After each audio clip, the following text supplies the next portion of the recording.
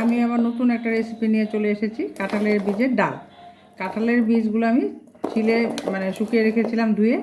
কাঁঠালের বীজ বাজারে কিনতেও পাওয়া যায়। আর কাঁঠালের বীজের এই মুখটা আছে, মুখটা কেটে নেবেন, কেটে নিয়ে এরকমভাবে ছুলে নেবেন। এরকমভাবে আমি ছিলে এখন উনুনে আমি গরম জল বসিয়ে দিয়েছি। এর মধ্যে আমি বিচিগুলো ছেড়ে দেবো সেদ্ধ হওয়ার জন্য। সেদ্ধ হওয়ার জন্য একটু নুন দিয়ে দেবো। নুন দিলে তাড়াতাড়ি সেদ্ধ হয়ে যাবে। বিচিগুলো আমার সেদ্ধ হয়ে গেছে। এখন আমি এই লাল ছালগুলো ছাড়িয়ে নেব।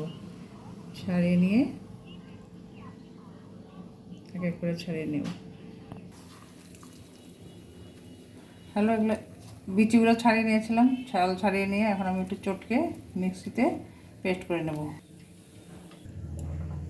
এবার মিক্সিতে পেস্ট হয়ে গেছে আমার, এরকম পাতলা পেস্ট হবে। আর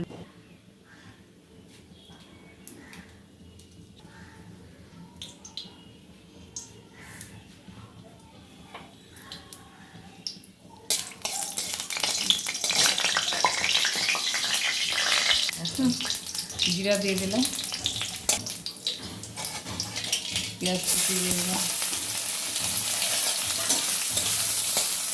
পেঁয়াজটা আমি লাল লাল করে ভেজে নেব, যতক্ষণ না হচ্ছে আমি ভাজবো। লাল লাল করে ভাজা আমার হয়ে গেছে। চেরা কাঁচা লঙ্কা দুটো দিয়ে দিলাম। এবার আমি ডালটা ঢেলে দেবো। ডাল বলতে ওই বিচি আলু করতে রেখেছিল, ওটা আমি এখন দিয়ে দেবো। এখন সামান্য একটু লবণ দিয়ে দেবো। আবার 10 মিনিটের মতো ফুটবো। ডালটা আমার ফুটে গেছে। এবার আমি হলুদের গুঁড়ো,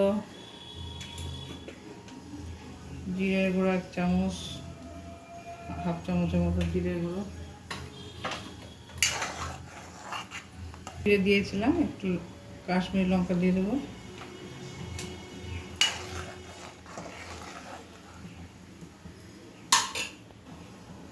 গরম মশলা গুঁড়ো দিয়ে দিলাম।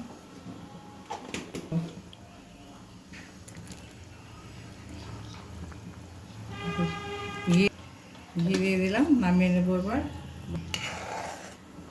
বাজারে অনেক রকমের ডাল কিনতে পাওয়া যায়, আমরা সবাই খেয়ে দেখেছি। কাঁঠালের বিচিটা একটু কষ্ট করে বানিয়ে খেয়ে দেখবেন, খুব ভালো খেতে। একটা সিজনের জিনিস সবসময় পাওয়া যায় না। কেটেছে ডালটা আমার হয়ে গেছে, এখন নামিয়ে দেব। ডালটা আমার হয়ে গেছে। ভালো লাগলে আপনারা লাইক, শেয়ার, কমেন্টস করবেন, সাবস্ক্রাইব করতে ভুলবেন না। খেয়ে দেখবেন। নমস্কার।